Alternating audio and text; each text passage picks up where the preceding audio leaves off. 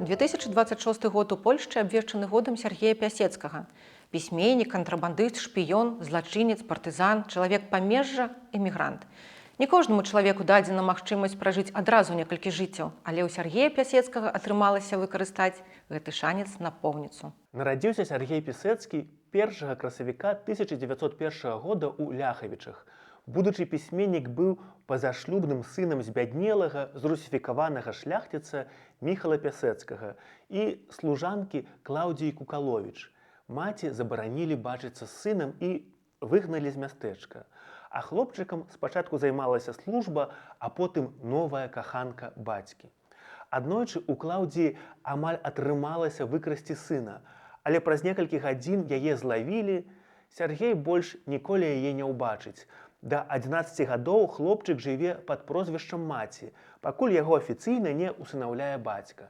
Мачыха пасынка ненавідзела, а бацька не звяртаў на сына ніякай увагі. Сяргей рос вельмі упартым хлопцам, часта ўцякаў у лес і мог гадзінамі не вяртацца дадому. Вучыцца ён не любіў і, як сам пазней прызнаваўся, не хацеў. Пасля пачатку Першай сусветнай вайны сям'я эвакуіравалася ў Расею, дзе Сяргей пайшоў у 6 клас. Хлопчыкаў, у сям'і якога размаўлялі па-руску, пачалі абзываць палякам. Часам даходзіла нават да боек, але Пясецкі ўмеў за сябе пастаяць і ўжо ў 8 класе першы раз апынуўся ў турме. На гэтым адукацыя будучага пісьменніка скончылася. У хуткім часе Пясецкі ўцякае з турмы і едзе ў Маскву, дзе ў гэты час грыміць рэвалюцыя. Неўзабаве ён перабіраецца ў Менск. Менавіта ў Менску адбываюцца падзеі вядомай менскай трылогіі, кожная частка якой атрымала назву паводле песень, які тады былі папулярны сярод злодзеяў, махляроў і прастытутак. Яблычак, гляну я ў аконца, ніхто дабром не дасць збаўлення. Падзеі трылогіі распачынаюцца ранняй вясной 1918 года, калі ў прыфрантавы Менск пад нямецкай акупацыяй пачынаюць сцягвацца зладзеі з Еўропы і былой тэрыторыі Расейскай імперыі. А заканчваецца 1919 годзе з прыходам да ўлады бальшавікоў. Прыязджае ў Менск і злодзей Александр Баран, такі чалавек сапраўды існаваў, які з малых гадоў быў вымушаны клапаціцца пра сябе сам. У Менску Алік адначасова з афіцыйнай працай працягвае займацца крадзяжамі і ўцягвае ў крымінальны свет свайго суседа Яся. Першапачаткова Баран планаваў падключыць Яся да продажу фальшывай лімоннай кіслаты, але, падумаўшы, адкінуў ідэю. На працы ён давяраў толькі сабе, і трываў на працы ён толькі прафесійных злодзеяў, адмыслоўцаў у пэўнай зладзейскай галіне.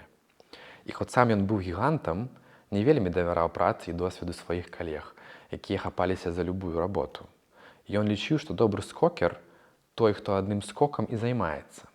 Сапраўдны даліншчык – той, хто ходзіць па даліне і гэтак далей. Хоць звычайным людзям зладзейскі занятак падаецца нечым лёгкім і простым, але насамрэч для гэтага патрэбны вялізны спрыт, веды і досвед. Што датычыць супрацы з фраерамі, то добры злодзей вельмі неахвотна на яе згаджаецца. З гэтага вынікае столькі праблемаў і недарэчнасцяў, што, ў прынцыпе, злодзей лічаць такую супрацу простай дарогай у турму. Таму і Баран пасля нядоўгіх роздумаў пастанавіў абысціся без ясавай дапамогі, а ўсю падробленую лімонную кіслату прадаць самастойна. У канцы кожнай кнігі змешчаны невялікі слоўнік, у якім Пясецкі тлумачыць не толькі, хто такія скокер ці шніфер, але і словы добра вядомыя беларусам, але зусім незразумелыя для палякаў, напрыклад, паблаце, шухер ці шантрапа. У 18 гадоў Пясецкі уступае ў антысавецкі, беларускі партызанскі атрад «Зялёны дуб», замагаецца з бальшавікамі, а пасля ідзе ў польскае войска і ў 1920 годзе прымае ўдзел у абароне Варшавы.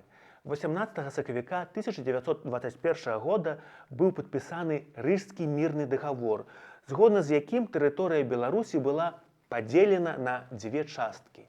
Пясецкі апынуўся на тэрыторыі Польшы, а яго сям'я ва ўжо савецкім Менску. Дэмабілізаваўшыся, ён нейкі час перабіваецца сумнеўнымі заробкамі, між іншым займаецца шулерствам і вырабам парнаграфіі, пра што пазней напіша ў рамане «Дарога пад мур», які пасля вайны будзе пераствораны пад новай назвай «Жыццё раззброенага чалавека». У хуткім часе Пясецкі становіцца агентам другога аддзела польскай выведкі і пераязджае ў Ракаў, бо добра ведае памежныя тэрыторыі і таксама валодае беларускай і рускай мовамі. Але шпіёнам плаціць няшмат. Да таго ж, каб мець нейкае прыкрыццё для сваіх вылазак, Пясецкі вырашае заняцца кантрабандай, на чым будзе вельмі добра зарабляць. Пад пільным наглядам вялікай мядзведзіцы амаль штоноч ён будзе незаконна перасякаць мяжу, рызыкуючы не толькі таварам, але і ўласным жыццём. Да 1926 года Пясецкі з перапынкамі перасядзіць у польскіх і савецкіх турмах 3 гады, што стане адной з прычын яго звальнення з аддзелу. Застаўшыся без грошай і працы, пісьменнік з наганам і часта пад уплывам какаіна, ад якога ўжо быў залежны, разам са сваімі прыяцелямі займаецца рабаўніцтвам, пакуль урэшце яго не выдае каханка аднаго з яго паплечнікаў. За бандытызм Пясецкага прыгаворваюць да расстрэлу, але паколькі ён быў звязаны з польскай выведкай, смяротны прысуд замяняюць на 15 гадоў турмы. Праз шматлікія бунты Пясецкага пераводзяць з турмы ў турму, пакуль ён урэшце не трапляе ў Святы Крыж, самую суровую турму ў Польшчы.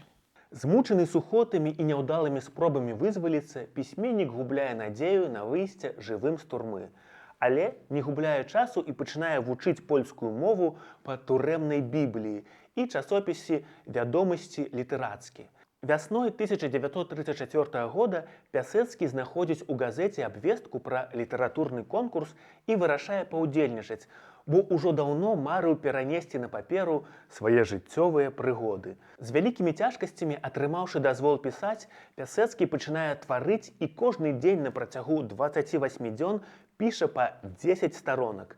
Раман атрымаў назву «Пяты этап» і быў натхнёны працай у другім аддзеле, але не прайшоў турэмную цэнзуру праз падрабязнае апісанне дзейнасці шпіёнаў. Цэнзуру не прайшоў і другі раман «Дарога пад мур». Толькі трэцяя спроба аказалася ўдалай. Пясецкі піша свой трэці і найбольш вядомы раман пад назвай «Каханак вялікай мядзведзіцы». Галоўны герой рамана Уладзь Ламбровіч у пошуках працы і па запрашэнню былога сябра прыязджае ў Ракаў, або іначай у беларускі Лас-Вегас на польска-савецкай мяжы і становіцца кантрабандыстам. За 3 сезоны працы Ламбровіч перажывае неймаверную колькасць прыгод, трапляе ў кіпцюры бальшавікоў і польскай паліцыі, а сузор'е вялікай мядзведзіцы, кожную зорак якога Ламбровіч называе ў гонар сваіх каханак, становіцца ягоным надзейным сябрам, які неаднойчы дапаможа кантрабандысту знайсці дарогу падчас начных вылазак. Самотны я блукаю лясамі, палямі, лугамі, цягаюся начамі па памежжы. Самота і таямнічая ціша палёў і лясоў навучылі мяне многаму. Навучылі лепш разумець людзей, нават тых, каго я не бачу, нават тых, хто сышоў у іншы свет. Самота навучыла мяне думаць і любіць. Таму я люблю лес, як рысь, як воўк, люблю зброю, як найлепшага сябра, і палка люблю ноч, маю найвярнейшую каханку. Кожную новую ноч я вітаю з радасцю, з захапленнем. Калі ночі цёмныя, калі неба зацягнулі хмары, я вешаю на шыю бусоль і, кіруючыся жывым, лагодным святлом ейнае стрэлкі, баразню памежжа. Кожны вечар я выходжу за сваіх штодзённых схованак і паглыбляюся ў цемру. Павязваю на пісталетных рулях белыя акрайкі хусткі, каб лягчэй было цэліць у змроку. Часам ночі такія цёмныя, што нават гэтых белых плям на рулях нельга разглядзець. Тады ў левую руку я бяру ліхтарык, а ўказальны палец правай рукі кладу ўздоўж рулі. Такім чынам, у поўнай цемры можна страляць вельмі дакладна, арыентуючыся толькі на слых. Я правяраў. Указальны палец мае нейкую сваю чуйку. Слыхавыя нервы і мозг лепш падказваюць кірунак якога-колечы шуму, яму чымсьці ўсёй руцэ, а за курок можна пацягнуць сярэднім пальцам. Я пераходжу мяжу амаль штодня. Пясецкі вельмі хутка дапісвае першы сшытак і не можа дачакацца, пакуль яму дадуць наступны, але і той у момант скончваецца. Пісьменнік, у якога ў галаве ўжо быў гатовы ўвесь раман, не можа больш чакаць і пачынае пісаць чырвонымі чарніламі паміж радкоў, а пасля ўжо і ў поперак. Пясецкі падчас пісання не меў права на памылку. У сшытках была вызначаная колькасць старонак, якія нельга было вырываць, і самае галоўнае, нельга было закрэсліваць словы. А аддаўшы сшытак, ён ужо больш ніколі не мог да яго вярнуцца.